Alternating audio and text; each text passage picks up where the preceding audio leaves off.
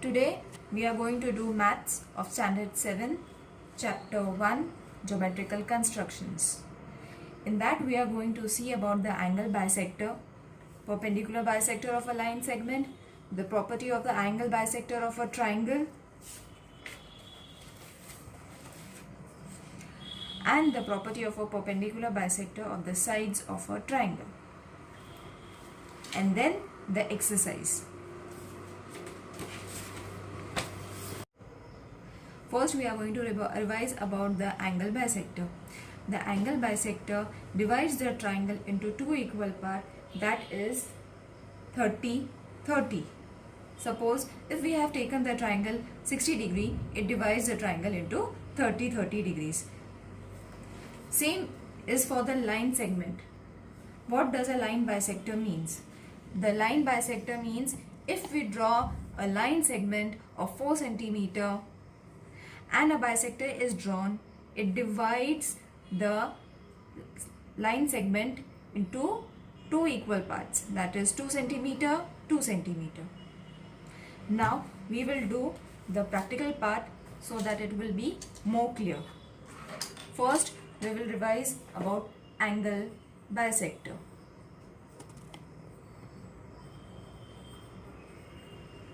For that I will be drawing a triangle of 60 degree.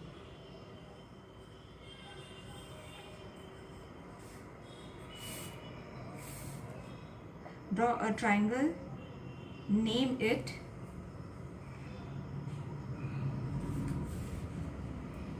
suppose this is a 60 degree triangle. Now what we have to do is divide the angle B into two parts such that the two parts are 30 degree, 30 degree. Now how we are going to do that? Take a compass, place the point on B and take the measurement such that the arc is less than half the measurement of this segment. Keep the same measurement and draw another arc. Take the measurement of these two arcs in this way. Draw another arc. When we draw this arc, put a point over here and then join it.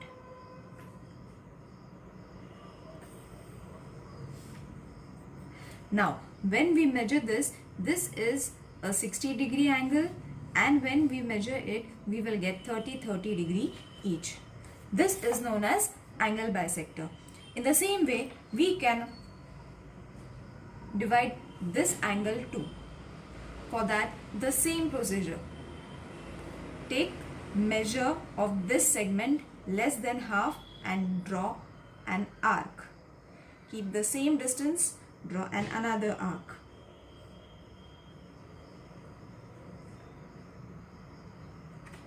Take the measurement of these two arcs.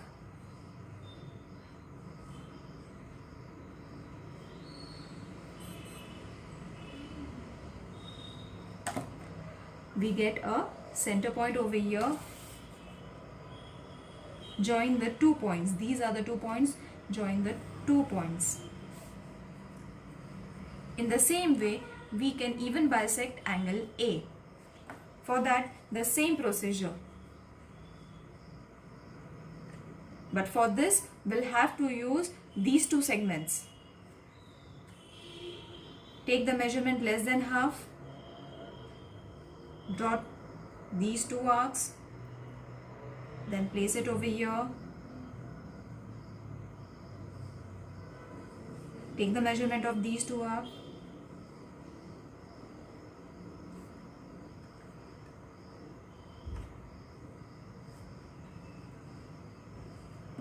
We get a center point over here. Join it.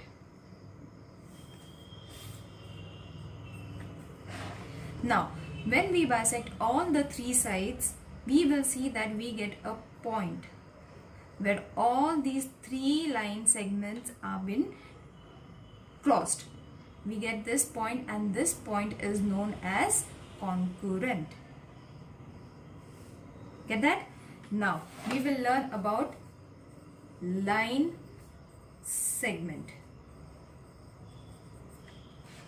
For this,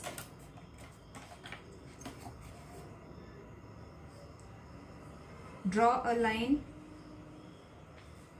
of 8 centimeter, suppose.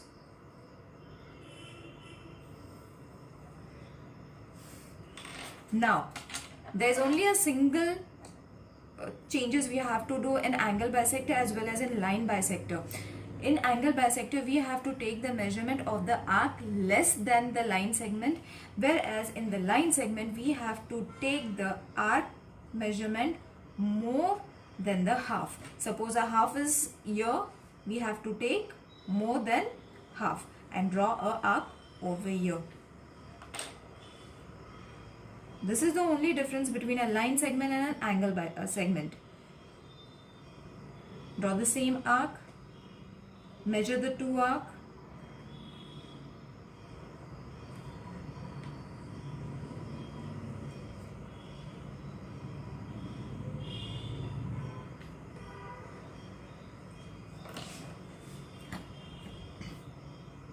we get 2 points, join these points.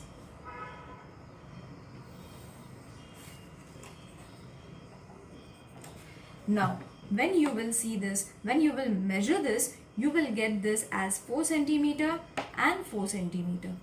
This is known as line segment. Bisector, line segment. Now, we will divide the sides of a triangle. We learned about the angle bisector, where we have to divide the angle. We have to bisect the angle, and now we will learn about the segment bisector of a triangle. For that, draw any angle.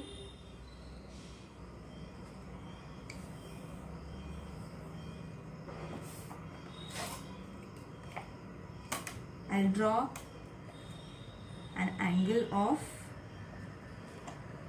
suppose, 70 degree.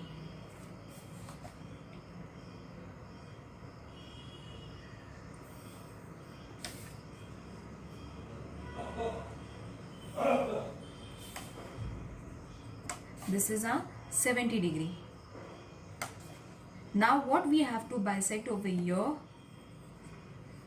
is these segment, and the same procedure that we used for the line bisector, the same procedure we have to use to bisect these segments as well. So for that, we have to take the measurement of more than half, as we did for the line segment. More than half, draw an arc.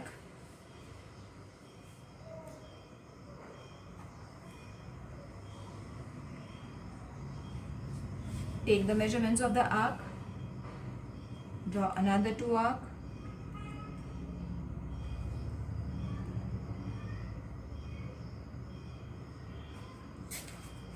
we get 2 points, join those.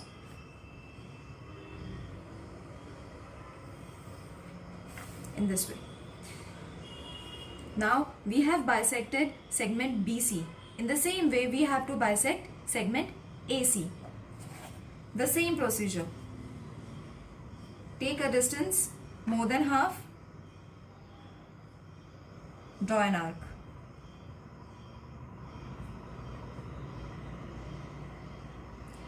Take the measurements of these two arcs.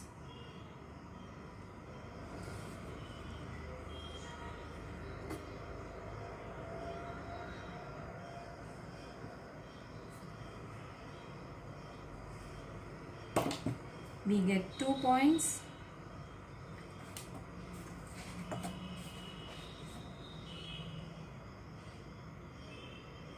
join these 2 points and draw a line. We have bisected segment AC.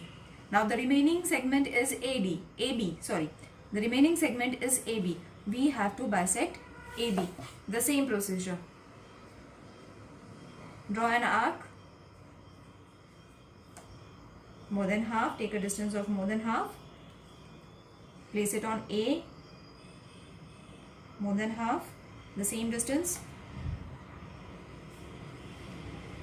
Take the distance of the marked arcs.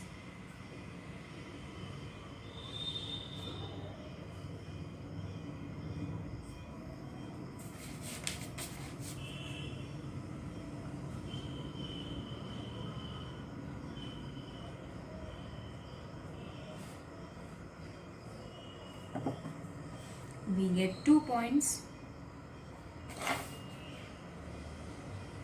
Join these 2 points.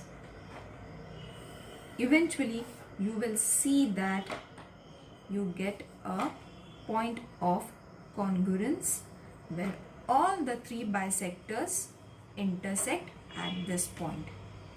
You can name it as M as you want. Now, the same procedures we have to use for the exercise.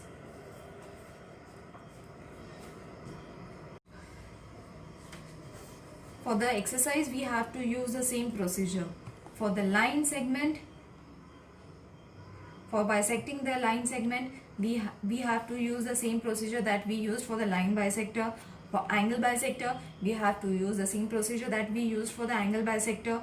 Now, the third question is draw an obtuse angle triangle and a right angle triangle. Find the point of congruence of the angle bisector of each triangle. Where do the points of congruence lie? Now, in this we have to draw obtuse angle, that is, we have to take the measurement of the triangle more than 90 degree and draw a triangle, bisect its angles, not the sides. We have to bisect its angle in such a way and find the point of congruence. Where does the point of congruence lie?